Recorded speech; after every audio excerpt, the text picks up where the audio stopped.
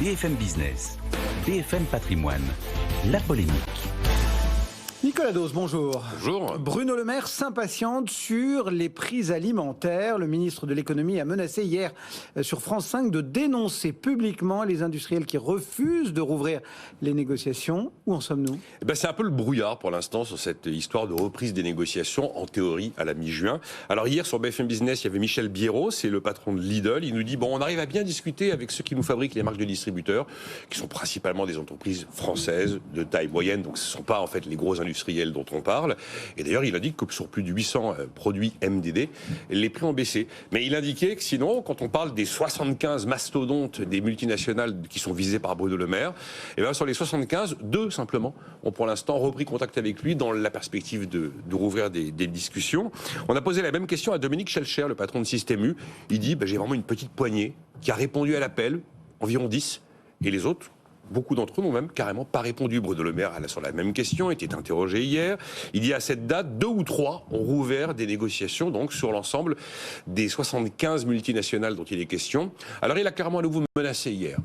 Il avait déjà menacé, il avait menacé avec l'arme fiscale, je vais vous taxer, il l'a répété, mais là il a dit, écoutez, s'il y en a qui manquent à l'appel, je fais la liste, je fais le mur de la honte à la fin du mois de juin, pour faire une vraie pression. Et alors en face, vous avez les industriels, notamment l'ANIA, le patron de l'ANIA, Jean-Philippe Andry, qui dit, écoutez, nous à l'ANIA, sur l'industrie alimentaire, on représente 49 des 75 industriels dont il est question, et on en a entre 30 et 35 qui acceptent de rouvrir des négociations. Faites vos jeux maintenant, avec les chiffres que je vous ai donnés. C'est la cacophonie, quoi. C'est la cacophonie totale. Mais il y a un petit loup dans cette histoire, un aspect technique qu'on n'a pas trop évoqué, mais qui explique la complexité pour aboutir à une grande reprise des négociations. C'est qu'il y a eu des réunions à Bercy avec tous ces gens. Et on a posé 2 conditions pour justifier que des négociations reprennent.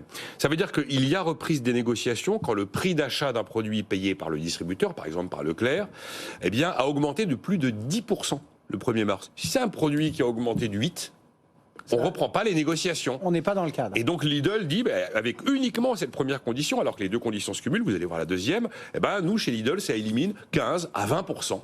15 à 20 plutôt industriels sur l'ensemble des 75. Chez Lidl, il y a environ 10% de l'offre qui est constituée par des grandes marques très connues. Et puis après, il y a une deuxième condition, c'est qu'il faut que l'un des intrants qui intervient dans la fabrication de ce produit, alors, matière première, énergie, carton, transport, que l'un de ces intrants, ait vu son prix baisser d'au moins 20% depuis le 1er mars. Vous mettez ces 2 conditions réunies. Et personne ne rentre dans le cadre. Et ça explique quand même que c'est assez restrictif et qu'il y a pas mal d'industriels qui, au nom de ces conditions, disent, moi je suis pas concerné. On va vous expliquer que autant on a vu une baisse de prix d'un des intrants, mais c'était au mois de février et au mois de mars, et que depuis le 1er mars, on n'a pas vu ces fameux 20%. Il y aura toutes les raisons en fait. Et là, sur des aspects techniques, c'est quand même le résultat d'une négociation, ou en tout cas d'un accord qui a été conclu sous l'égide de Bercy, qui fait qu'il ne faut pas rêver à l'idée du grand soir, de la grande reprise des discussions avec tout le monde. Malgré tout, il y a une question autour de ce name and shame. Oui. Est-ce que ça fonctionne ? Alors là, ça va dépendre du consommateur. C'est un peu nouveau cette fois-ci, parce qu'on pratique le name and shame déjà, objectivement sur des sujets qui ne mobilisent pas franchement l'opinion publique. Là, si on le fait sur les produits... On l'avait vu sur les délais de paiement, par exemple. Alors on l'a fait sur les délais de paiement. On l'a fait sur ceux qui ne respectent pas les obligations d'égalité homme-femme. Vous ne mobilisez pas l'opinion avec ce name and shame-là. Les entreprises citées ne sont jamais très heureuses de l'être, parce que c'est quand même leur réputation. Mais là, c'est vraiment, effectivement, on touche le très grand public. C'est vraiment, on est directement en prise immédiate et directe avec, dans le caddie. Avec le consommateur. On est dans le caddie. Donc, il s'agira de savoir si le consommateur qui voit que telle marque a reçu un bonnet d'âne va décider de renoncer à acheter ce produit. Il en aura la possibilité. Ouais. Alors, il ne faut pas se leurrer. Ce name and shame peut inciter des entreprises très franco-françaises qui dépendent vraiment du marché français, peut-être à bouger plus que les autres. Quand vous vous appelez Nestlé ou Coca, que la France c'est 1 à 3% de vos ventes, c'est pas le name and shame de Bercy qui va vous terroriser. Il y a un point qui est soulevé Emmanuel Combe intéressant sur ce name and shame dans cette situation-là, c'est que c'est quand même normalement une pratique qui correspond à une structure juridique. Parce que normalement il y a name and shame quand l'entreprise a commis une infraction.